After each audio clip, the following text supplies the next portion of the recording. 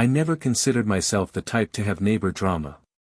I'm an architect who works from home, keeps to himself, and follows the rules.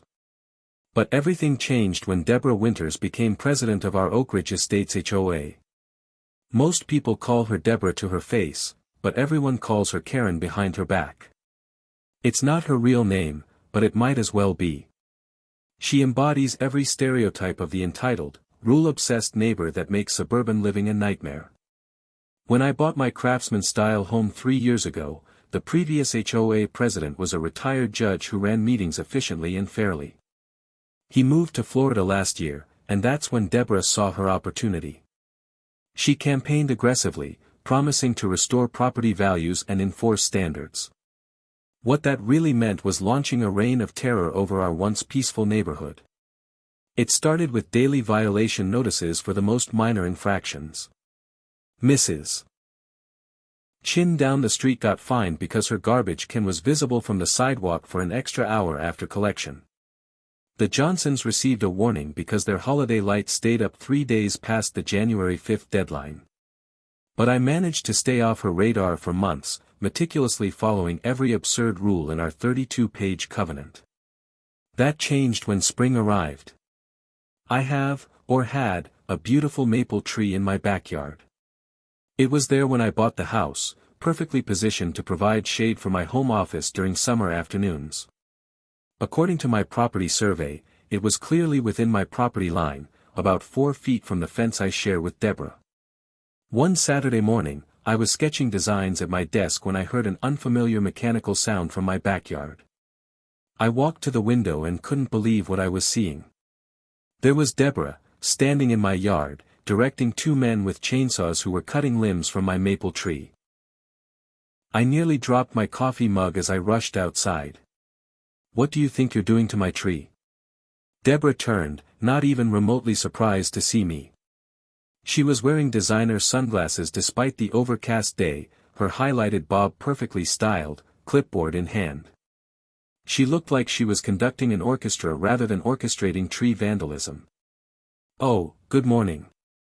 The branches are extending over the property line and dropping sap on my new patio furniture. The HOA bylaws clearly state, in Section 12, Paragraph 4, that no foliage shall encroach on neighboring properties. That may be true, but you can't just enter my property and start cutting without permission. That's trespassing." "Actually," she said with that condescending smile I'd come to know from HOA meetings, "as HOA president, I have authority to address violations directly. I sent you a notice last week." She hadn't sent anything, and we both knew it. I took a deep breath. I'm not confrontational by nature, but this was crossing a line, literally and figuratively. The men with chainsaws looked uncomfortable, clearly caught in the middle of our dispute. "Please ask your contractors to stop cutting immediately. If branches need trimming, I'll hire someone myself. You're on my property without permission." "Well, since we're already here," she gestured for the men to continue. I pulled out my phone. "If they cut one more branch, I'm calling 911 to report trespassing and destruction of property." That got their attention. The workers shut off their chainsaws, looking to Deborah for direction. Her face flushed red, not from embarrassment but from rage at being challenged. "Fine," she snapped. "I'll have my attorney send you a formal notice, and expect a violation letter for this unkempt tree. You have 3 days to address it properly." They left, but not before taking several major limbs from my beautiful maple. I documented everything with photos, including the property line markers visible in several shots. I knew this wasn't over.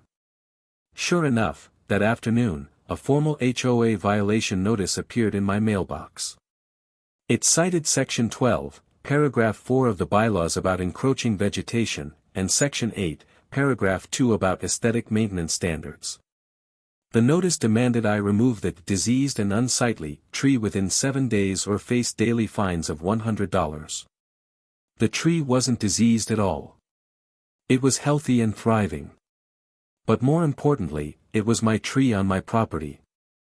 I decided it was time to fight back, but smartly. First, I contacted an arborist to assess the tree's health.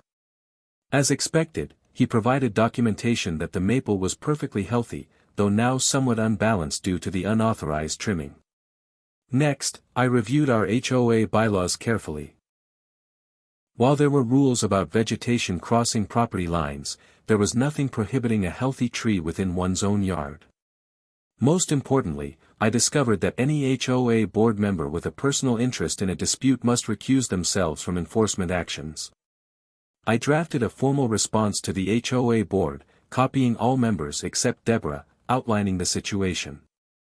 I included the trespassing incident, the arborist report, and the relevant bylaw sections. I was professional but firm, making it clear I wouldn't be bullied. The response was surprising. Several board members reached out privately, apologizing for the situation. Apparently, Deborah had been acting unilaterally in many cases, and they were growing concerned about her leadership style. They assured me no action would be taken regarding my tree. I thought that would be the end of it. I was wrong. 3 days later, I had to visit a client's construction site. I left early in the morning and returned around 2:00 p.m. As I turned onto our street, I noticed an unusual amount of activity near my house. There was a truck from Karen's cut-rate tree service parked in front of my home, and to my horror, I saw men with chainsaws again. But this time, they weren't just trimming branches, they were cutting down my entire maple tree. I slammed on my brakes and jumped out of my car. Deborah was standing there in her designer workout clothes, supervising the operation with a satisfied smirk. She'd parked her red convertible BMW, her pride and joy, directly across the street, presumably to watch the spectacle. "Stop! Stop right now!" I shouted, running toward the workers. The men paused, chainsaws still running. Deborah stepped forward with a document in hand. "I have authorization from the HOA to remove this hazardous tree," she said smugly. "It's a safety issue now, and safety concerns don't require homeowner permission for immediate action." I grabbed the paper from her hand. It was on HOA letterhead but with only her signature, not the required 3 board member signatures for emergency actions. Moreover, the safety hazard claim was completely fabricated. "This is forged, and you know it. Tell them to stop immediately, or I'm calling the police." "They're almost done anyway," she shrugged. The tree was compromised from the earlier trimming and could fall at any time. Of course, it was only compromised because she had ordered the improper trimming in the first place. The workers looked uncertain, glancing between us. "Guys, this woman does not have legal authority to remove my tree.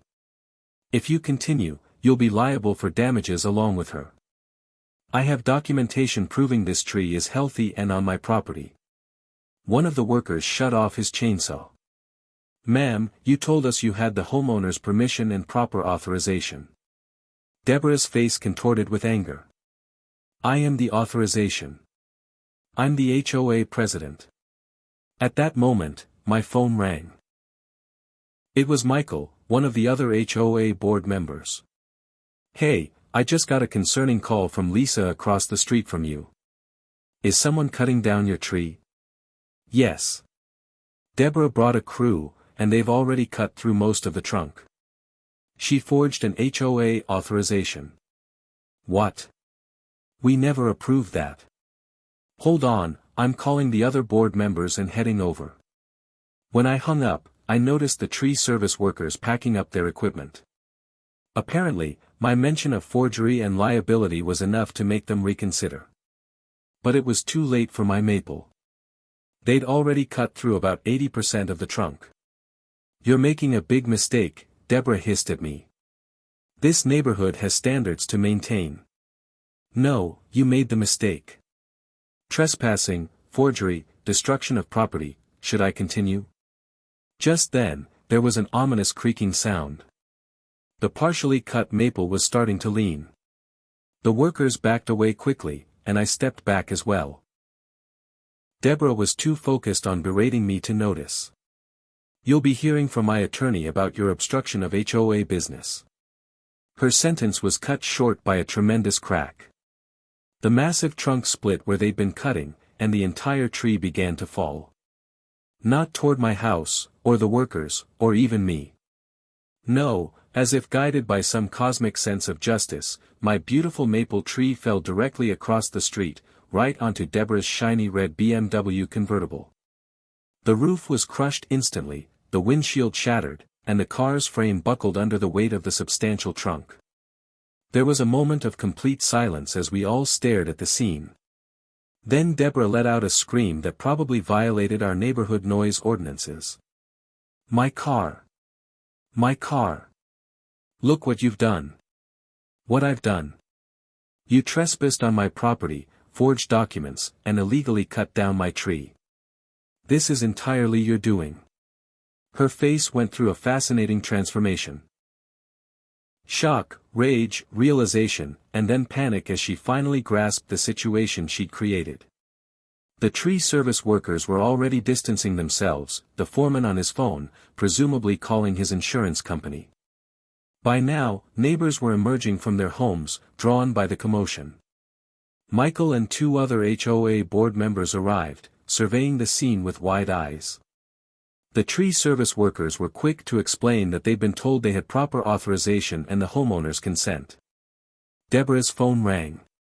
She answered it, stepping away from the group, but I could still hear her side of the conversation. "Yes, it just happened. They destroyed my car. No, technically I didn't have written permission, but as HOA president, I have authority to. What do you mean you won't cover it? But it's their tree negligence. I'm not negligent, I'm enforcing standards."